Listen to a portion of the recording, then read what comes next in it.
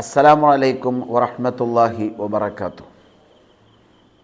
ഖലീലുല്ലാഹി ജീവിത പുസ്തകം എന്ന ദശദിന പഠന ക്ലാസ്സിൻ്റെ 2ാം എപ്പിസോഡിലേക്കാണ് ഇന്ന് പ്രവേശിക്കുന്നത്. ഖലീലുല്ലാഹി ഇബ്രാഹിം നബി അലൈഹിസ്സലാം അവർക്ക് മുമ്പ് ലോകത്തുണ്ടായിരുന്നത് 6 പ്രവാചകന്മാരാണ് എന്ന് ചരിത്ര കിതാബുകളിൽ കാണാം.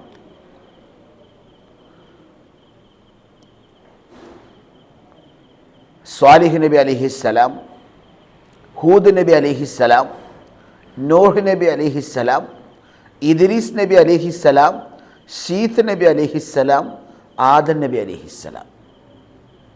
അപ്പോൾ 6ാമത്തെ അല്ലെങ്കിൽ 7ാമത്തെ പ്രവാചകനായിട്ടാണ് ഖലീലുല്ലാഹി ഇബ്രാഹിം നബി അലൈഹിസ്സലാം ലോകത്ത് നിയോഗിക്കപ്പെടുന്നത് എന്നതാണ് ചരിത്രം നമ്മോട് പറയുന്നത്.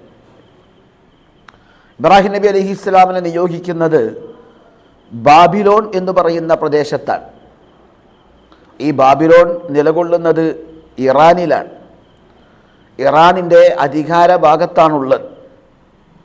കുറേ കാലങ്ങൾക്ക് ശേഷം അത് തകർന്നു. ഇന്ന് ഹില്ല എന്ന് പറയുന്ന ഭാഗത്ത് തകർന്നടിഞ്ഞ് ആ ഗ്രാമം ഉണ്ട് എന്നാണ് ചരിത്രം പഠിപ്പിക്കുന്നത്. എന്തോ ആവട്ടെ, ഇബ്രാഹിം നബി അലൈഹിസ്സലാം അവർ ജനിച്ച ബാബിലോൺ എന്ന് പറയുന്ന ഗ്രാമം അത് നിർമ്മിക്കുന്നത് നമ്രൂദ് ബിൻ കൂഷ് ബിൻ ഹാം ബിൻ നൂഹ് അലൈഹിസ്സലാം. നൂഹ് നബി അലൈഹിസ്സലാമിൻ്റെ പേരമക്കളിൽ ഒരു നമ്രൂദുണ്ട്. നാം ഇബ്രാഹിം നബി അലൈഹിസ്സലാമിൻ്റെ ശത്രുപക്ഷത്ത് വന്ന ഒരു നമ്രൂദിനെ നമുക്കറിയാം. ആ നമ്രൂദ് അല്ലാത്ത മറ്റൊരു നമ്രൂദാണ് നമ്രൂദ് ബിൻ കൂഷ് എന്ന് പറയുന്നത്. ചരിത്രം പരിശോധിക്കുമ്പോൾ ഇബ്രാഹിം നബി അലൈഹിസ്സലാമിൻ്റെ ശത്രുവായ നമ്രൂദിൻ്റെ വല്ലിപ്പയായി ഈ നമ്രൂദ് കടന്നു വരുന്നു എന്നതാണ് സത്യം. ആ നമ്രൂദ് ബിൻ കൂഷ് എന്ന് പറയുന്ന ആളാണ് ബാബിലോൺ എന്ന് പറയുന്ന ഗ്രാമം ഉണ്ടാക്കിയിരിക്കുന്നത്. ചുരുക്കത്തിൽ ആ ഗ്രാമത്തിലുള്ള ആളുകളുടെ സ്വഭാവം എന്തായിരുന്നു? അവർ നക്ഷത്രങ്ങൾ ആരാധിക്കുന്നവരാണ്, ബിംബങ്ങളെ ആരാധിക്കുന്നവരാണ്. വ്യാപകമായി ബഹുദൈവാരാധന സജീവമായി നടക്കുന്ന ഒരു പ്രദേശമാണെന്ന് ചുരുക്കം. അവിടെയുള്ള ജ്യോത്സ്യന്മാർ ഒരു ദിവസം രാജാവിനോട് പറഞ്ഞു, അഥവാ നമ്രൂദ് ബിൻ കൻആൻ, ഇബ്രാഹിം നബി അലൈഹിസ്സലാമിൻ്റെ ശത്രുപക്ഷത്തുണ്ടായിരുന്ന വ്യക്തി നമ്രൂദ് ബിൻ കൻആൻ എന്ന് പറയുന്ന മനുഷ്യനാണ്. ആ ഗ്രാമം ബാബിലോൺ എന്ന് പറയുന്ന ആ ഗ്രാമം രൂപപ്പെടുത്തിയത് നമ്രൂദ് ബിൻ കൂഷ് എന്ന് പറയുന്ന വ്യക്തിയാണ്. ചുരുക്കത്തിൽ നമ്രൂദ് ബിൻ കൻആൻ എന്ന അന്നത്തെ ബാബിലോൺ ഭരണാധികാരിയോട് അവിടുത്തെ ജ്യോത്സ്യന്മാർ പറഞ്ഞു, ഈ നാട്ടിൽ ഒരാൺകുഞ്ഞ് പിറക്കാനുണ്ട്. ആ ആൺകുഞ്ഞ് നിങ്ങളുടെ വിശ്വാസങ്ങളെ മുഴുവനും തുടച്ചു നീക്കും. നക്ഷത്രങ്ങളെയും ബിംബങ്ങളെയും ആരാധിക്കുന്ന ഈ വിശ്വാസങ്ങളെ തുടച്ചു നീക്കും.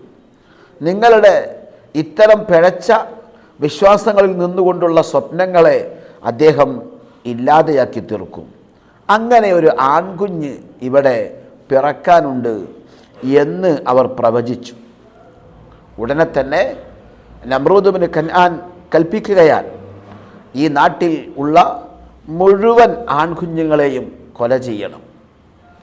പുതിയതായി പ്രസവിച്ചിരിക്കുന്ന മുഴുവൻ ആൺകുഞ്ഞുങ്ങളെയും കൊല ചെയ്യണം. അങ്ങനെ ആ നാട്ടിൽ പുതിയതായ പെൺകുഞ്ഞുങ്ങൾ ഇല്ലാത്ത വിധം ആൺകുഞ്ഞുങ്ങളെ മുഴുവനും കൊന്നൊടുക്കി. നോക്കൂ നിങ്ങൾ, ഖലീലുല്ലാഹി ഇബ്രാഹിം നബി അലൈഹിസ്സലാം ആ കുഞ്ഞെങ്ങാനം പിറന്നില്ലായിരുന്നെങ്കിൽ ഇബ്രാഹിം നബി അലൈഹിസ്സലാമിലൂടെയാണ് അനവധി പ്രവാചകന്മാർ ലോകത്ത് വന്നിരിക്കുന്നത്.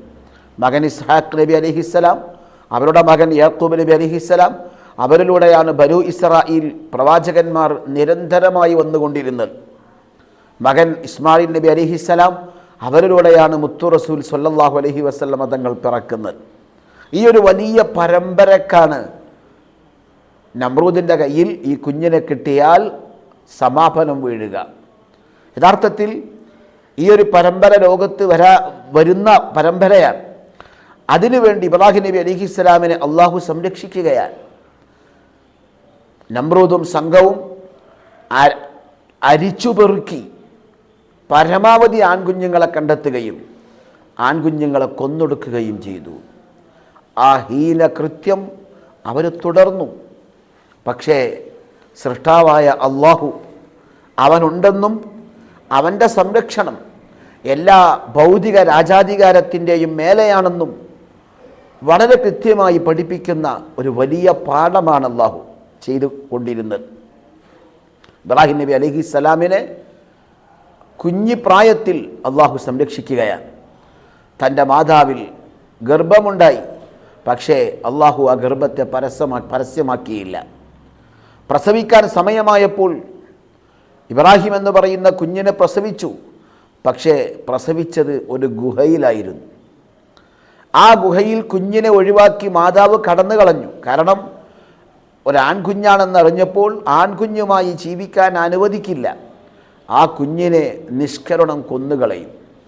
ഇനി ആ കുഞ്ഞിനെ സൃഷ്ടാവ് സംരക്ഷിക്കട്ടെ, സൃഷ്ടാവിൽ ഏൽപ്പിച്ച് ഗുഹയിൽ കുഞ്ഞിനെ ഉപേക്ഷിച്ച് മാതാവ് പോയി, വീട്ടിലേക്ക് പോയി. കുറേ കാലം ആ കുഞ്ഞ് ഗുഹയിൽ ജീവിച്ചത് സൃഷ്ടാവിൻ്റെ സംരക്ഷണത്തിലാണ്. അങ്ങനെയാണ് ഖലീലുല്ലാഹി ഇബ്രാഹിം നബി അലൈഹിസ്സലാം ഇവിടെ ജനിച്ചു വീഴുന്നതും ജീവിക്കുന്നതും പിന്നീട് അസത്യത്തിനെതിരെ തൗഹീദിൻ്റെ ശബ്ദവുമായി കടന്നു വരുന്നത്. രാജാവ് തീരുമാനിച്ചു വധിച്ചു കളയാൻ. പക്ഷേ യഥാർത്ഥ സൃഷ്ടാവ് അല്ലാഹു തആല തീരുമാനിച്ചു ആ കുഞ്ഞിനെ സംരക്ഷിച്ച് ഈ നാട്ടിൽ തൗഹീദിൻ്റെ പ്രബോധകരായ പ്രവാചക പരമ്പരയുടെ ശില പാകാൻ, ആ പ്രവാചകനെ വളർത്തിയെടുക്കാൻ അള്ളാഹു തീരുമാനിച്ചു. ആ തീരുമാനമാണ് ഇവിടെ നടപ്പിലായത്.